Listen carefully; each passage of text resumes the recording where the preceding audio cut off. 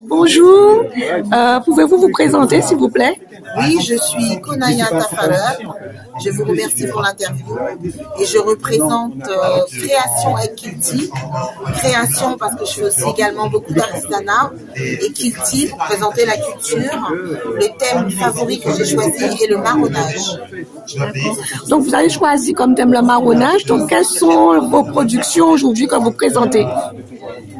Alors, j'ai fait un jeu il y a quelques années déjà sur l'histoire des marrons avec une vraie règle du jeu. C'est sous forme de quiz. Donc sur chaque carte, vous devez trouver donc l'effigie ou le peuple qui est sur la carte à l'aide de 3 indices que vous avez au dos de la carte. Donc il y a l'épisode 1 qui est des marrons et des résistants des Amériques et des Caraïbes, et l'épisode 2 il y a des marrons des Caraïbes, des Amériques, plus de l'océan Indien, notamment de l'île de la Réunion. Le même jeu est créé, donc ce sont des rimets de rasier, ce qu'on appelle aux Antilles, donc c'est la page de couverture, qu'on appelle aux Antilles donc des plantes médicinales, et sous la même règle du jeu, vous avez 3 indices qui vous permettent de trouver la plante qui est au recto de la carte. Voilà. Donc il y a également l'épisode 1 et il y a l'épisode 2. Voilà. Ça, c'est votre deuxième production? Voilà, ça c'est la deuxième production. En troisième, j'ai eu l'idée de faire des posters. Donc c'est également des pistes de recherche sur les femmes marronnes dans les Amériques et dans les Caraïbes. Donc il y en a qui sont très connues: Solitude en Guadeloupe, Lumina Sophie en Martinique. Il y a également Nani en Jamaïque, qu'on connaît beaucoup. L'équivalent en poster pour les hommes, donc très connu également d'Outi Bookman.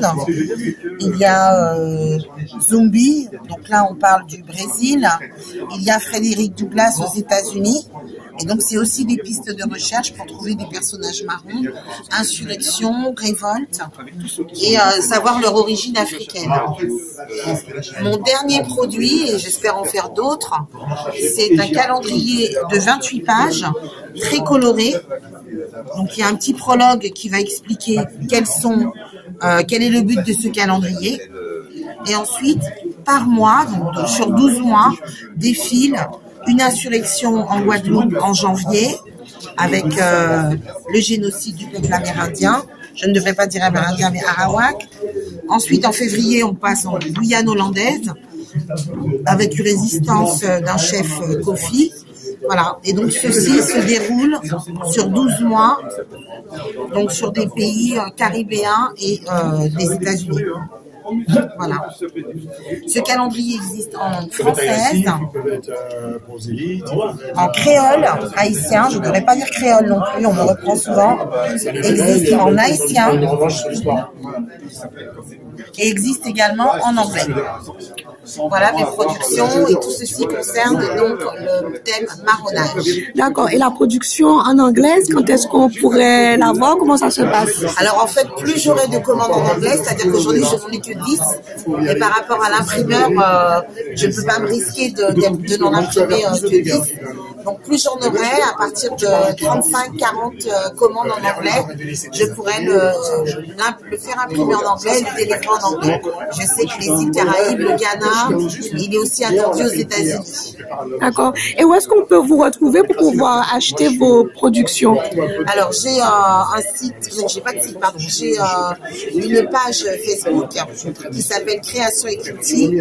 Elle est sur, c'est le logo que vous voyez sur tout le calendrier, que vous voyez là, Création et Kilti. Et j'ai également une page Instagram qui est Konaya Tafarer. K-O-N-Y-A-H espace T-A-F-A-R-U-P. D'accord. Et est-ce qu'on peut dire quels sont les prix ou pas de vos productions? Oui, si vous voulez, bien sûr. Chaque jeu est à 12 €. Les posters sont à 5 €. Et le calendrier de 28 pages est à 20 €. Voilà. Et qu'est-ce qui vous a amené à travailler en fait sur le marronnage? Pourquoi le marronnage?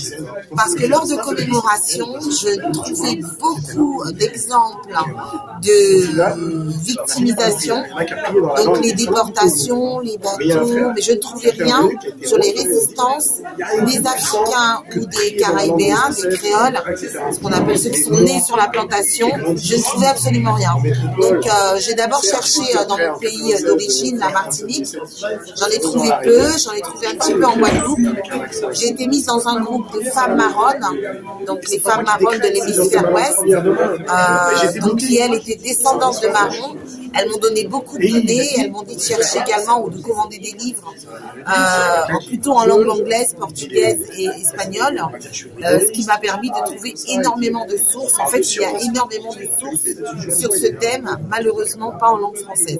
Donc je m'attelle moi à traduire ou à faire traduire pour à travers des produits dérivés redonner nos héros, parce qu'il y en a énormément en fait. Et quel message que vous auriez pour les personnes qui sont friands de leur histoire, qui aimeraient connaître l'histoire, surtout notre histoire, l'histoire des Noirs, et surtout le thème du marronnage?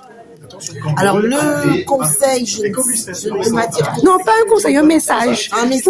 Pour les futurs lecteurs. C'est-à-dire que, comme le dirait Marley, la vérité rend libre. La vérité rend libre. Donc on ne peut pas être défini par l'autre.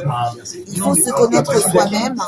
Et quand on voit certaines origines de peuples africains arrivés dans les Caraïbes, on comprend mieux notre héritage marron, on comprend mieux notre filiation à l'Afrique, on comprend mieux aussi notre filiation aux peuples autochtones qui résidaient, qui fait alliance avec les populations déportées africaines.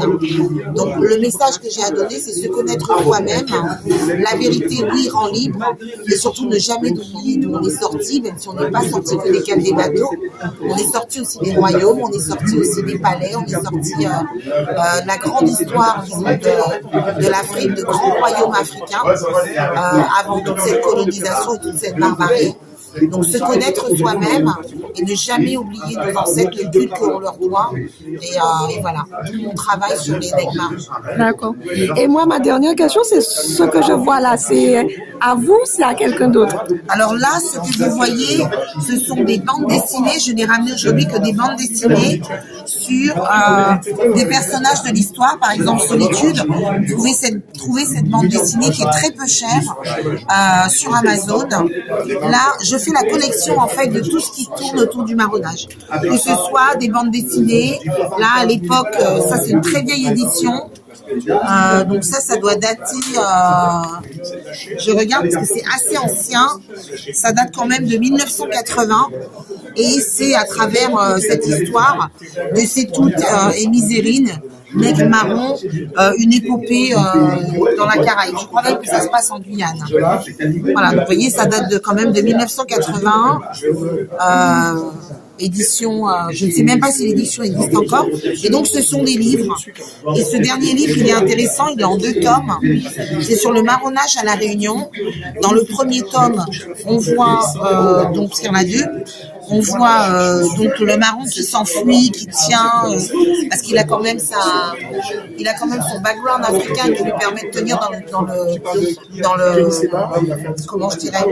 le paysage réunionnais qui ressemble étrangement quand même à l'Afrique.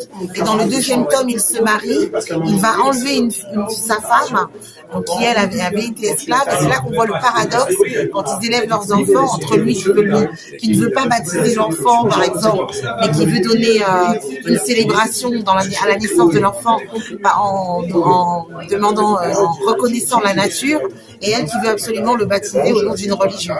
Donc c'est là qu'on voit un petit peu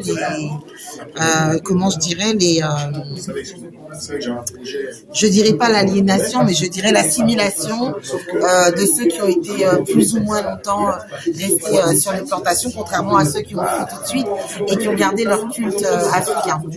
Donc voilà, ça c'est juste de la documentation que j'ai rapportée aujourd'hui sur le stand. Je remercie donc l'événement.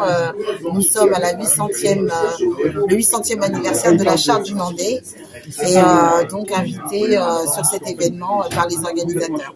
Je te remercie également de cette petite interview.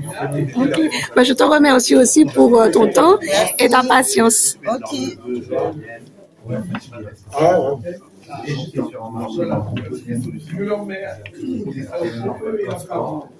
Ah oui, dehors, pas très bien dehors. Moi, après, j'étais dehors au bar. Après, j'étais au bar avec les jeunes de la MJC.